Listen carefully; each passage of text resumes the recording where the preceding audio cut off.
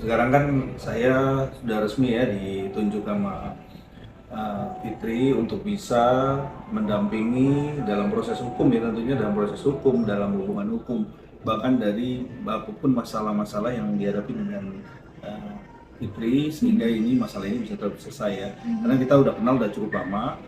Dan yang pertama, yang kedua, memang hubungan kita bukan cuma pertemanan, tapi memang sudah lumayan cukup intens ya, cukup hubungan baik tentunya. Dan makanya saat ini kita udah resmi ya untuk bisa ditunjuk sebagai kuasa hukumnya. Oke, mungkin dalam kuasa hukum bisa geser lagi mungkin kasus yang mana sih bang? Apakah karena kasus karena kemarin ada isu soal penembakan, diduga adanya penembakan di kantor Kak Fitri, atau seperti apa nih bang? Jadi gini, kalau proses hukum yang sedang dialami, ini ada beberapa proses hukum, yaitu adanya ancaman yang saat ini juga sudah ditangani pihak kepolisian. Ya, sekarang kita udah tindak lanjuti, tinggal kita menunggu bagaimana reaksinya, prosesnya dan labjunya ya.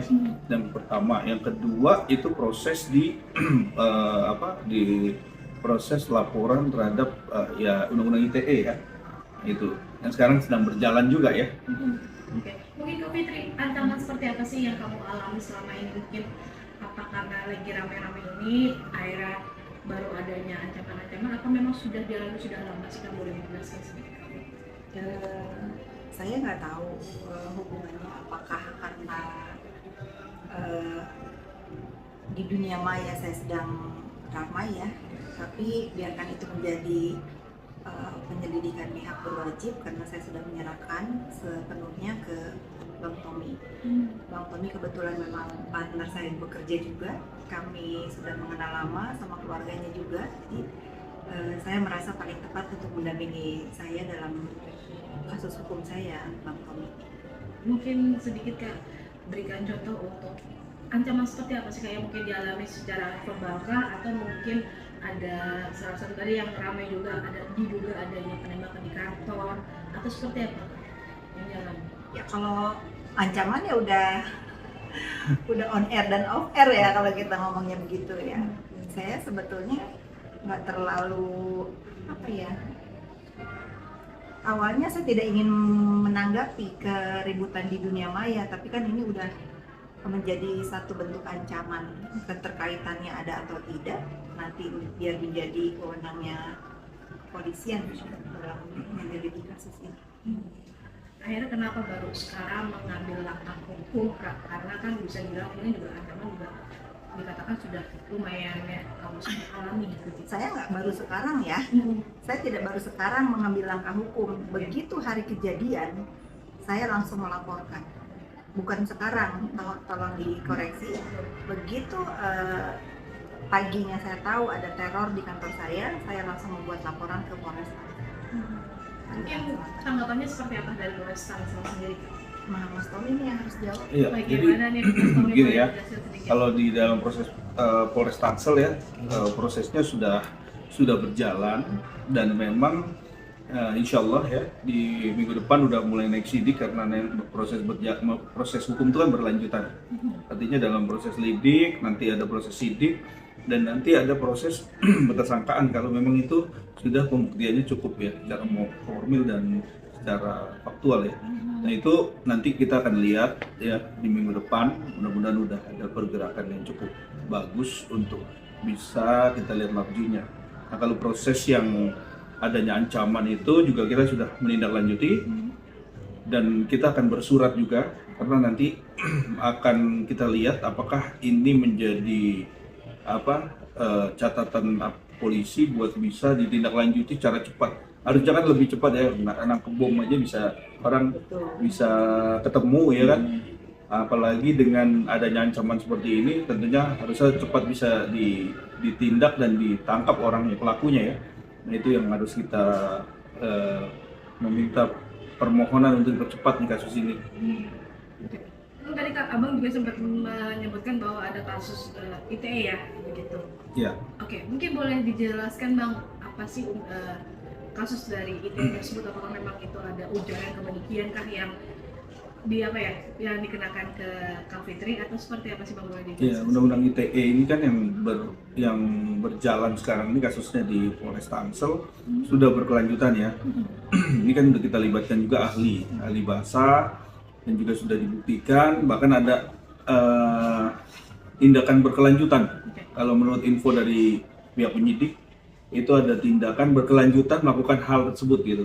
Nah ini kan saya sudah kebetulan hari ini juga tadi saya cek hari ini sudah dalam proses menindaklanjuti ahli bahasa untuk dibikin rekomendasi bahwa tindakan ini sudah berkelanjutan, jadi mutlak ya, mutlak pasal yang dikenakan bahkan sudah terpenuhi. Nanti mungkin di minggu depan media juga bisa mengawasi dan mengawal ini karena ini kan kasus harus berjalan. Di minggu depan rencana itu akan naik sidik. Oke, Kak Fitri boleh sedikit nih Kak, dirimu lagi sering speak up nih di media sosial, mungkin di salah satu akun dirimu. Apa sih yang membuat akhirnya dirimu speak up nih selama ini? Jadi awalnya diam nih, akhirnya sekarang berani untuk speak up. Apakah karena mungkin ada circle kamu yang merasa ada terintervensi dari orang nih, minta tolong nih, akhirnya kamu speak up untuk Nggak membela ada. kamu atau gimana? Saya tidak pernah mau dipergunakan orang lain untuk speak up ya, karena saya bukan influencer bayaran. Ya. Saya berbicara sebagai Fitri Sahutero ya, yang begitu kejinya bullying di dunia maya terhadap saya dan keluarga saya, sehingga berkelanjutan, sehingga saya marah seperti sekarang. Sebetulnya ini menjadikan pelajaran ya buat kita semua pengguna sosial media. Tentunya kita sebagai orang Asia diajarkan adab tata krama yang baik. Kalau kita dihina, kita diam, lalu kita ingatkan kebaikan. Kalau tidak bisa berubah ya kita lawan. Karena apa? Orang yang tadinya ragu jadi percaya, orang yang percaya jadi benci kalau kita. Tidak ada orang yang bisa memperbaiki nama baik kita sendiri selain diri kita sendiri. Karena opini yang terbentuk, kita ini negara berkembang, sangat mudah orang itu terprovokasi.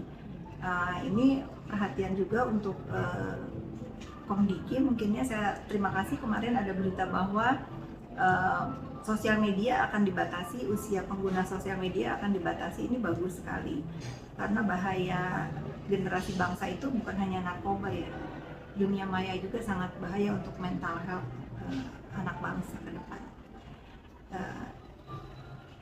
Kenapa saya harus memberikan contoh nih sebetulnya, walaupun ini contoh nggak baik ya, akan timbul keonaran selanjutnya. Karena orang kalau udah dihina, diinjak istilahnya pada titik tertentu, orang itu akan melawan. Setelah ada perlawanan akan timbul kelompok-kelompok, ada yang membela, ada yang kontrak. Nah, bukan hanya saya ya, mungkin besok lusa dan kapan entah nanti akan ada begini, sampai kapan Indonesia akan mempunyai tontonan seperti ini. Bukan saya juga senang saya dibantu dengan akun-akun pembuli, tentu saya tidak senang ya, tapi ya ini yang terjadi. Ini yang terjadi begitu saya speak up membela diri, maka akan timbullah kelompok-kelompok yang pro dan kontra. Lalu timbullah pekerjaan-pekerjaan nih sekarang jadi buzzer, bikin akun banyak-banyakan account. Siapa yang mau jadi karyawan nanti? Kerja dari jam 5 sampai jam 9 sampai jam 5 capek, mendingan di rumah aja bikin akun buzzer cuma untuk menghina-hina. Nah ini bahaya, menurut saya bahaya. Jadi memang harus jadi perhatian bagaimana Komdigi mengambil tindakan. Ya kalau kita bergantung sama Meta, ya Meta nggak peduli sudah pasti. Karena dalam saya membuat laporan pun sulit ya Mas Tommy ya, harus ada izin Meta, ini itu ya. Ini negara Indonesia, bangsa yang negara yang harus punya aturan gitu. Oke, Kak, boleh sedikit Kak, mungkin melihat banyak banget sekarang yang menyoroti dirimu tentang mungkin ada pihak sana bisa dibilang NFT bersikeras untuk mungkin bisa dibilang menjatuhkan dirimu begitu. Saya tidak merasa terjatuh. Saya tidak merasa terjatuh karena fitnahan itu. Saya tidak merasa terjatuh dan saya tidak merasa berseteru atau mempunyai musuh atau berlawan sama siapapun. Saya hanya membuka mata netizen khususnya bahwa jangan kalau ada orang yang merasa benar, merasa selalu benar, bahwa itu selalu benar gitu. Nggak seperti itu. Jadi harus ada yang membuka pikiran, jangan sampai ada oknum influencer yang menguasai sosial media seolah-olah lebih sakti dari presiden di republik ini. Ya lebih takut gitu, lebih takut dari ucapan dia daripada fakta, lebih takut dari ucapan dia daripada kita harus membawa ke jalur hukum gitu. Itu sih, saya hanya melihat bahwa apa yang saya lakukan ini, lagi-lagi saya bukan menyerang atau berseteru dengan salah satu orang ya. Saya hanya ingin memberikan pandangan kepada netizen bahwa siapapun yang ingin menguasai dunia maya dengan cara yang onar, jangan dikasih ruang selama kebenarannya tidak bisa dibuktikan, apalagi fitnah dan bohong. Ya, betul.